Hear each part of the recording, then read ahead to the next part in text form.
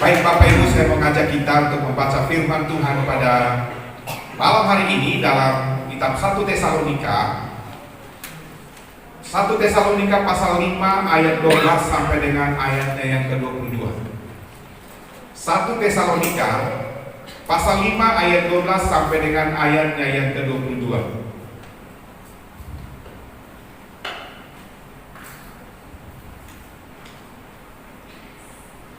1 Tesalonika pasal 5 ayat 12 sampai dengan ayatnya yang ke-22.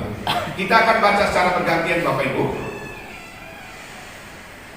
tentang nasihat-nasihat. Ini tulisan Rasul Paulus kepada jemaat yang ada di Tesalonika. Saya baca ayat yang ke-12, Bapak Ibu baca ayat yang ke-13 secara bergantian. Ayat 12. Kami minta kepadamu saudara-saudara supaya kamu menghormati mereka yang bekerja keras di antara kamu, yang memimpin kamu dalam Tuhan dan yang menegur kamu. Dan supaya kamu sungguh-sungguh menjunjung mereka dalam kasih mereka pekerjaan dengan yang lain. Kami juga menasihati kamu saudara-saudara, tegurlah mereka yang hidup dengan tidak tertib, hiburlah mereka yang tawar hati, belalah mereka yang lemah, sabarlah terhadap semua orang. Perhatikanlah supaya jangan ada orang yang membalas jahat dengan jahat, tetapi usahakanlah senantiasa yang baik terhadap kamu masing-masing dan terhadap semua orang. Bersukacitalah senantiasa, tetaplah berdoa, mengucap syukurlah dalam segala hal, sebab itulah yang dikehendaki Allah di dalam Kristus Yesus bagi kamu. Jangan padamkan roh, janganlah anggap rendah nubuat-nubuat, pujilah segala sesuatu dan peganglah yang baik. jauhkanlah dirimu dari segala jenis kejahatan. Amin. Puji Tuhan Bapak Ibu Saudara, malam ini saya memberi judul dari khotbah yang saya sampaikan adalah bersama membangun gereja yang sehat. Karena gereja adalah keluarga kita, amin. Gereja adalah keluarga kita secara rohani, Bapak Ibu Saudara. Itu sebabnya kita harus bersama-sama membangunnya, bersama-sama memeliharanya, bersama-sama memajukannya, bersama-sama untuk mengembangkannya. Karena gereja adalah keluarga kita secara rohani. Bapak Ibu Saudara yang dikasihi oleh Tuhan, gereja adalah keluarga secara rohani yang tidak terikat oleh karena ikatan darah secara biologis. Tapi gereja secara rohani adalah gereja yang terikat oleh karena kita semua memiliki satu Tuhan yang sama, memiliki satu baptisan yang sama. Kemudian kita juga sudah dikuduskan oleh darah Yesus. Kita terikat di dalam kuasa dan kasih Kristus, Bapak Ibu Saudara. Itu sebabnya Bapak Ibu Saudara, firman Tuhan mengajak kita supaya kita harus bersama-sama membangun gereja ini. Kita harus bersama-sama mengembangkannya. Kita harus bersama-sama memikirkannya. Kita tidak bisa hanya menjadi penonton kalau misalnya di lapangan sepak bola. Kita harus menjadi pemain semuanya, Bapak Ibu Saudara. Karena kalau misalnya jemaat hanya menjadi seorang penonton saja, Bapak Ibu Saudara, maka kasihan pemain-pemainnya. Karena biasanya penonton itu lebih hebat daripada pemainnya. Sekalipun para pemain itu sudah bekerja keras, berjuang setengah mati untuk apa? Untuk mempertahankan gawangnya, Bapak Ibu Saudara. Tetapi penonton tetap mengatakan dasar lo, sebenarnya harus begini, sebenarnya harus begitu. Hanya menjadi tukang kritik, tetapi mereka tidak pernah merasakan bagaimana bermain. Mereka tidak pernah bagaimana menderitanya sebagai satu tim. Mereka tidak pernah merasakan bagaimana sakitnya mempertahankan gawang, bagaimana mempertahankan supaya tidak terjadi gol, bagaimana caranya supaya mencetak gol ke gawang lawan, Bapak Ibu Saudara. Itu sebabnya Bapak Ibu Saudara dikasihi oleh Tuhan, kita harus membangun keluarga rohani yang kompak. Kita harus membangun keluarga rohani yang solid. Kita harus membangun keluarga rohani yang kuat, Bapak Ibu Saudara, yang tidak boleh dipecahkan oleh iblis, tidak boleh dipecahkan oleh siapapun yang dipakai oleh iblis, Bapak Ibu Saudara. Itulah tugas kita semua Bapak Ibu Saudara dikasih oleh Tuhan. Kalau saya bandingkan, saya analogikan Bapak Ibu Saudara seperti sebuah restoran. Restoran kalau mau maju Bapak Ibu Saudara, maka pemilik restoran itu harus memiliki pegawai-pegawai atau karyawan-karyawan yang siap bekerja untuk mengembangkan restoran itu, supaya para pelanggan mereka bisa datang terus-menerus dan menikmati sajian dalam restoran itu.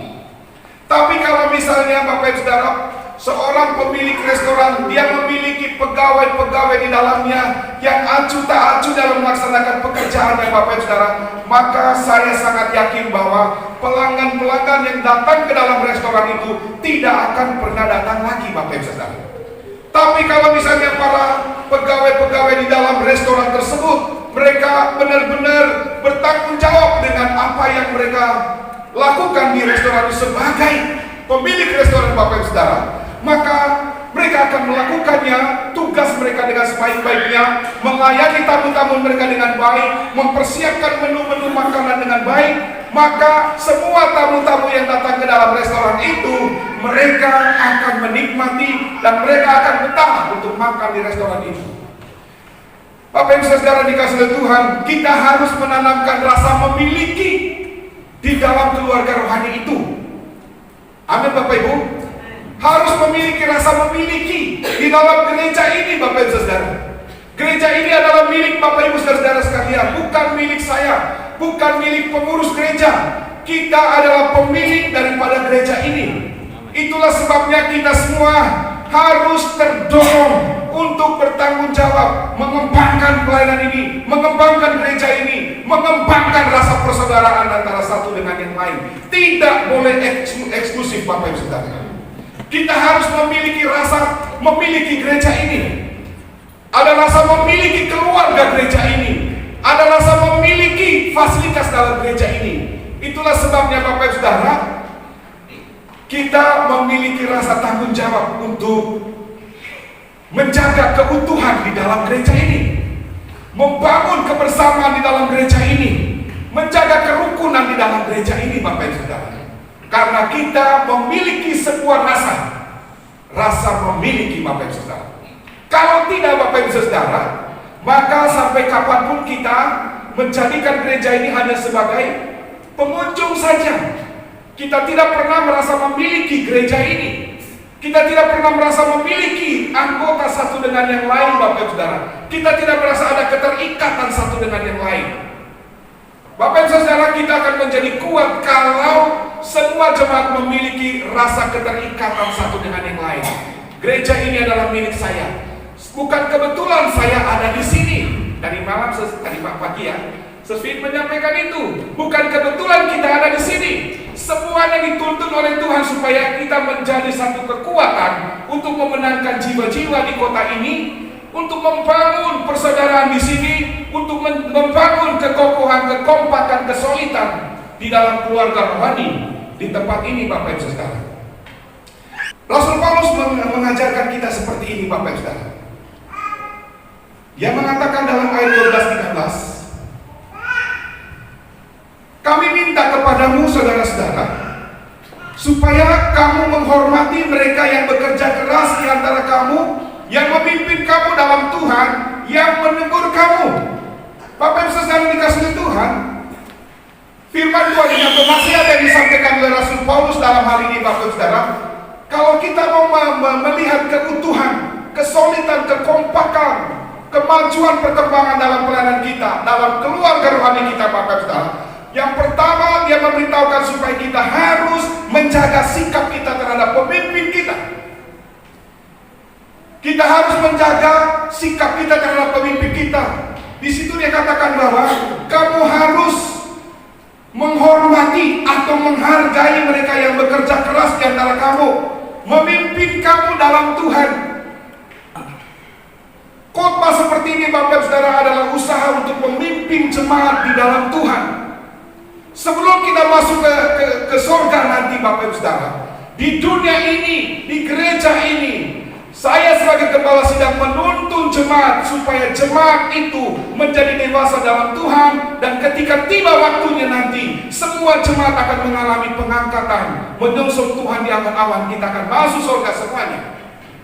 Itu adalah tugas saya sebagai seorang gembala, Bapak Saudara, menuntun jemaat, mendoakan jemaat siang dan malam supaya jemaat itu semakin bertumbuh imannya, jemaat itu semakin kuat di dalam Tuhan, jemaat itu semakin antusias untuk mengiringi Tuhan, beribadah kepada Tuhan, melayani Tuhan. Tapi jadi harus menghargai mereka yang bekerja keras di antara kamu, memimpin kamu dalam Tuhan dan menegur kamu. Itu sebabnya Bapak Ibu Saudara dikasihi Tuhan, khotbah yang saya sampaikan pada waktu saya berkhotbah kadang-kadang keras, kadang-kadang lembut, kadang-kadang membuat hati jemaat terkoyak-koyak. Seperti itu Bapak Ibu Saudara. Memang jemaat Bapak Ibu Saudara, jemaat atau orang Kristen di zaman sekarang ini, di dalam Alkitab mengatakan telinga mereka suka mendengar hal-hal yang menyenangkan. Kalau diibaratkan dengan makanan, orang Kristen zaman sekarang kebanyakan Bapak Ibu Saudara, mereka menginginkan makanan yang manis-manis, yang sedap-sedap. Bapak Ibu tahu hasilnya kalau misalnya kita selalu mengkonsumsi makanan yang manis-manis, makanan yang berlemak-lemak, makanan yang penuh minyak. Apa jadinya? Tubuh kita akan penuh dengan kolesterol, tubuh kita akan penuh dengan penyakit-penyakit Bapak Ibu Saudara. Begitu juga dalam hal rohani.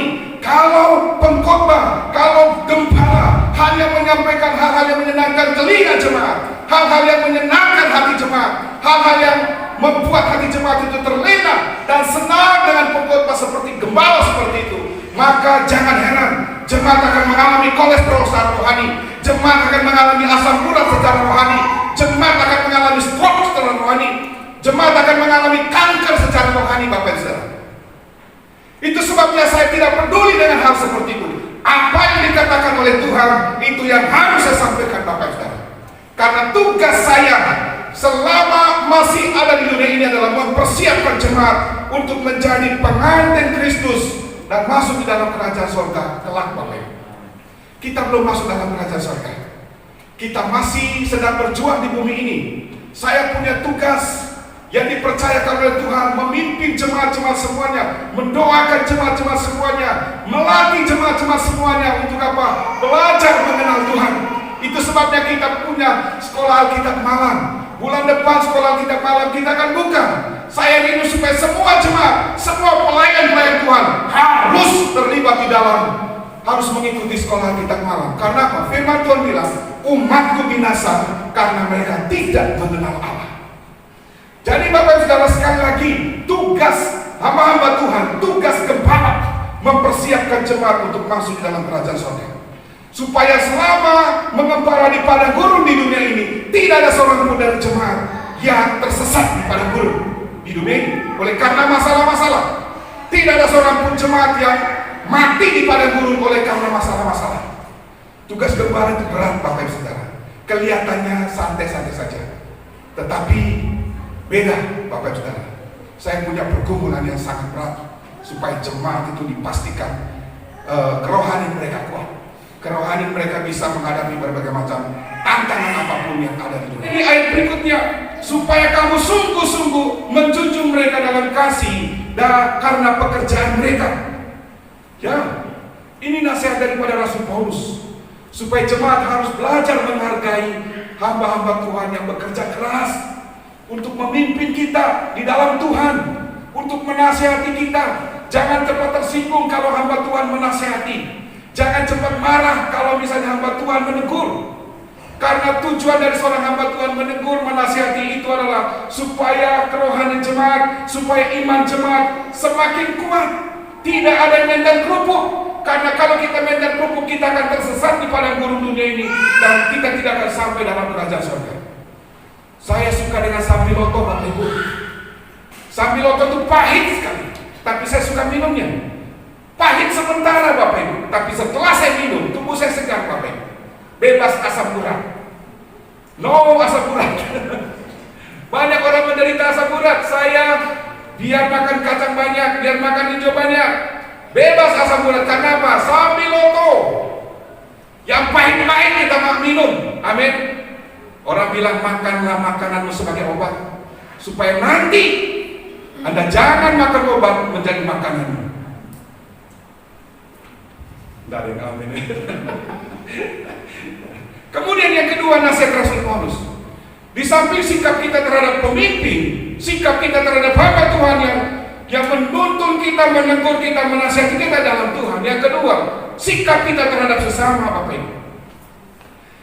Di ayat yang ke-13 bagian B di situ dikatakan apa? Hiduplah selalu dalam damai seorang dengan yang lain, Bapak Ibu Saudara. Ya, hiduplah selalu dalam damai seorang dengan yang lain, Bapak Ibu Saudara. Ada banyak orang yang berusaha mengorbankan kebenaran demi damai, Bapak Ibu. Maksudnya begini, saya tahu kalau Pak Roni itu salah, tapi demi damai hubungan saya dengan dia, saya tidak mau tegur. Saya tahu kalau di dalam jemaat ini mereka sedang hidup dalam dosa, tapi demi damai saya tidak akan menegur jemaat. Demi hubungan saya dengan jemaat, saya tidak menyampaikan menegur dosa. Saya biarkan saja. Tapi Bapak Ibu perhatikan selama ini, apa yang dikatakan oleh Tuhan dosa, saya sampaikan dosa. Dilarang mabuk, dilarang macam-macam dosa yang kita lakukan, Bapak Ibu Saudara. Ya, harus disampaikan, Bapak Ibu Saudara. Biarlah kita, kalau menurut seorang seorang teolog ya, dia mengatakan begini, lebih baik kita mengorbankan kedamaian daripada kita mengorbankan kebenaran demi kedamaian. Ya, maksudnya dia seperti itu, Bapak Ibu Saudara. Gara-gara kita mau supaya damai di dalam jemaat, sehingga seorang gembala, seorang hamba Tuhan tidak berani untuk menegur dosa. Apalagi kalau dalam jemaat itu banyak pejabat-pejabatnya, banyak orang-orang hebat di dalam jemaat. Maka kecenderungan adalah seorang pengkhotbah, seorang gembala akan sulit untuk menegur dosa-dosa yang dilakukan oleh jemaat. Tetapi Bapak Ibu Saudara dikasih oleh Tuhan, itu adalah kita mengorbankan kebenaran demi damai. Itu damai semua, Bapak Ibu Saudara. Damai yang benar itu adalah damai yang muncul melalui hubungan kita dengan Tuhan, melalui persekutuan dengan Tuhan. Damai yang sejati itu adalah damai yang muncul ketika kita hidup dalam kebenaran. Damai yang muncul ketika kita melakukan segala sesuatu berdasarkan kebenaran.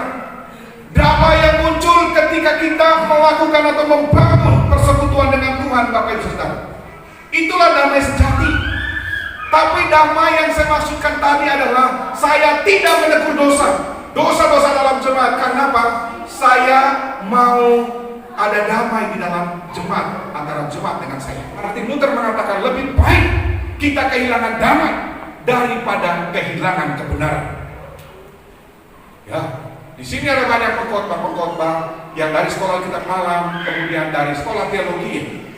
Saya juga memberitahukan kepada seluruh pengkhotbah, jangan pernah mengabaikan kebenaran demi damai yang semu. Nah, seperti itu. Kemudian Bapak Saudara dikasih oleh Tuhan, yang ketiga yang dinasihati oleh Rasul Paulus kepada kita di ayat 16. Selanjutnya di situ dikatakan bersukacitalah senantiasa, bertetaplah berdoa, mengucap syukurlah dalam segala hal. Dan selanjutnya Bapak Ibu Saudara dikasih Tuhan, ini berbicara soal sikap kita terhadap diri kita sendiri, Bapak Ibu. Karena kemampuan kita untuk mengendalikan diri kita sendiri, Bapak Ibu Saudara, itu akan mempengaruhi sikap kita terhadap orang lain dan sikap kita terhadap pemimpin kita, Bapak Ibu Saudara. Pengaruh ketika kita bagaimana kita mengendalikan diri kita sendiri. Kalau kita tidak bisa mengendalikan diri kita sendiri, maka hubungan kita dengan sesama, Bapak Ibu Saudara, akan kacau. Hubungan kita dengan pemimpin juga akan kacau. Masalah daging saja bisa menimbulkan perpecahan di dalam gereja. Karena Bapak Ibu Saudara tidak bisa mengendalikan hawa nafsu, emosional negatif yang ada dalam diri seseorang. Sehingga Bapak Ibu Saudara, gara-gara daging kecil saja, sehingga masalah itu terus yang akan dibahas setiap hari, setiap minggu dan sebagainya, dan menimbulkan permusuhan satu dengan yang lain. Masalah uang saja. Padahal kalau hal-hal seperti itu bisa dibahas, Bapak Ibu Saudara, itu tidak akan pernah bisa menimbulkan masalah besar. Tapi ketika di dalam jemaat Bapak Ibu Saudara tidak bisa mengendalikan dirinya, membiarkan egonya, kesombongannya mengendalikan dirinya, maka itulah yang menyebabkan hubungan satu dengan yang lain itu jadi retak Bapak Ibu Saudara. Jadi kacau. Buka gereja baru. Saya bilang kalau membuka gereja baru merintis. Jangan memulai dari jemaat-jemaat yang ada. Bukan itu yang dimaksudkan oleh Tuhan. Di mana-mana Bapak Saudara ada hamba Tuhan yang membuat perpecahan-perpecahan dalam gereja. Kemudian jemaat separuh dia bawa untuk apa? Buat gereja baru. Bukan itu pengembangan yang dimaksudkan oleh Tuhan. Pengembangan gereja yang dimaksudkan oleh Tuhan itu bukan hasil perpecahan. Karena kalau kita memulai dari hasil perpecahan, lama-kelamaan gereja itu akan pecah lagi. Pecah lagi karena apa?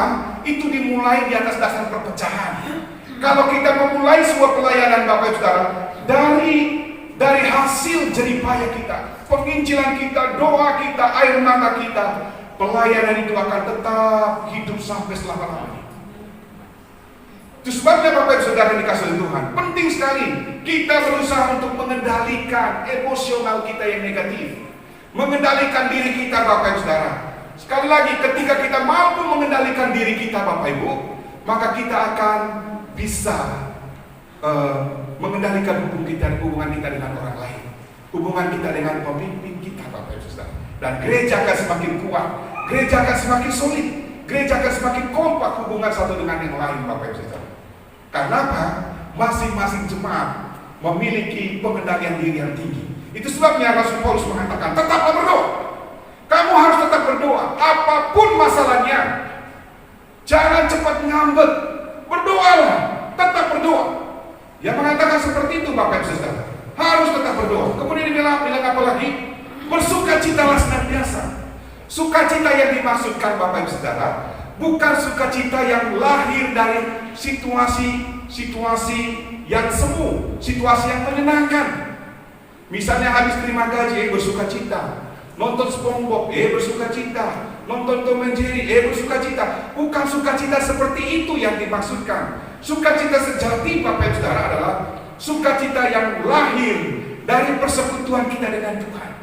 Sukacita yang lahir dari kebenaran yang kita aplikasikan, yang hidup di dalam diri kita Bapak Ibu Saudara. Sukacita yang lahir dari iman kita kepada Tuhan. Contohnya, pada waktu kita sedang mengalami pergumulan, iman kita lebih kuat daripada pergumulan itu. Iman kita mengendalikan pergumulan itu. Sehingga apa? Kita masih tetap tersenyum di tengah-tengah masalah. Kita masih tetap bersyukur di tengah-tengah masalah. Kita masih tetap mengucap syukur di tengah-tengah masalah Bapak Ibu. Karena apa? Karena sukacita itu lahir dari iman kita. Sukacita itu lahir dari persekutuan kita dengan Tuhan. Sukacita itu lahir dari kebenaran yang kita hidupi dalam hidup kita setiap hari Bapak Ibu. Ya. Jadi itu yang dimaksudkan dengan sukacita Bapak Ibu Saudara. Kemudian tetaplah berdoa. Berdoa yang dimaksudkan bukan hanya pada waktu kita tutup mata kemudian kunci tangan begini lalu Bapak, ya sudah selesai itu. Satu pokok doa itu sudah selesai kita berdoa. Berdoa yang dimaksudkan oleh Rasul Paulus itu Bapak Saudara adalah bagaimana kita membangun persekutuan kita dengan Tuhan dalam setiap waktu. Jadi bukan hanya sewaktu-waktu, tiap waktu kita harus berdoa, membangun persekutuan dengan Tuhan. Itu namanya berdoa Bapak Ibu Saudara. Kalau waktu kita mau tidur kita berdoa itu pamit sama Tuhan, aku mau tidur Bapak. Supaya apa? Supaya kita jangan mati pada waktu tidur, itu aja takutnya. Supaya jangan mimpi dikejar oleh hantu genderuwo. Supaya kita jangan kalah ketika dikejar oleh setan waktu tidur. Bukan itu maksudnya Bapak Ibu. Waktu kita baring sekalipun, kita punya persekutuan dengan Tuhan, kita berdoa. Di atas motor sekalipun, di atas mobil sekalipun, asal jangan tutup mata. Karena buka mata kita pasti di rumah sakit. Tapi berdoa yang dimaksudkan dalam hal ini Bapak Ibu Saudara ada sebuah hubungan, membangun hubungan dengan Tuhan setiap waktu. Amin. Ya. Bahkan Rasul Paulus mengatakan, lakukanlah segala sesuatu dalam nama Tuhan Yesus. Kemudian Bapak Ibu Saudara dia mengatakan mengucap syukur dan sebagainya. Semua itu kita lakukan dengan iman kita Bapak Ibu Saudara. Jadi tujuannya apa? Tujuannya supaya menolong agar sikap kita Bapak Ibu Saudara bisa dikendalikan. Kalau sikap kita bisa dikendalikan Bapak Ibu Saudara, emosional kita, maka hubungan kita dengan orang lain dan hubungan kita dengan pemimpin itu bisa terjaga Bapak Ibu Saudara. Ya. Jadi Bapak Ibu Saudara dikasih oleh Tuhan, ini penting sekali supaya kita cermati baik-baik. Ingatlah bahwa kita adalah satu keluarga di dalam Tuhan. Amin. Tidak boleh eksklusif satu dengan yang lain. Kita memiliki keterikatan satu dengan yang lain di dalam Yesus, Bapak Ibu. Yesus mati untuk kita semua, untuk kita yang percaya kepada Tuhan, dan terlebih khusus lagi dalam komunitas dalam gereja ini. Kita tidak boleh eksklusif satu dengan yang lain. Ya, kalau datang dari luar masuk, duduk, keluar juga, tuh. Ya, mari kita belajar untuk saling mengenal satu dengan yang lain, Bapak Ibu. Amin. Ya, budaya ramah itu penting. Ramah itu sebenarnya tidak mahal. Salaman, tegur, apalagi senyum, sapa, salam, Tegur. apalagi Salam. di sekolah itu biasanya Bapak Ibu senyum, sapa, salam, sopan santun, macam-macam. Ya, jadi Bapak Ibu dalam malam ini Tuhan memberitahukan kepada kita supaya kita bersama-sama membangun keluarga rohani di dalam gereja kita. Amin. Kita menolak segala perpecahan Bapak Ibu. Kita menolak segala kesombongan. Kita menolak segala iri hati. Kita menolak segala kecemburuan dan sebagainya. Karena semua itu adalah bibit-bibit perpecahan Bapak Ibu Saudara. Mari kita melakukan tugas kita dengan penuh tanggung jawab. Amin. Ya. Apapun tugas kita Bapak Ibu Saudara, mari kita kerjakan dengan baik. Mau jadi penerima tamu Bapak Ibu Saudara, jangan menganggap enteng itu penerima tamu. Penerima tamu itu penentu untuk suasana hati jemaat, suasana hati tamu-tamu kita ketika mereka berada dalam gereja. Kalau penerima tamu gagal untuk untuk menyambut tamu-tamu kita yang masuk di dalam gereja, maka itu akan mempengaruhi suasana tamu-tamu kita ketika mereka ada dalam gereja. Salah satu contoh Bapak Ibu Saudara, ketika ada jemaat yang datang, penerima tamu tidak boleh ngobrol lagi. Tidak boleh lagi main HP. Fokus kepada siapa jemaat yang masuk. Mari kita biasakan Bapak Ibu Saudara, siapapun yang masuk di dalam gereja ini, ketika sebelum kita ibadah, mereka adalah orang yang penting.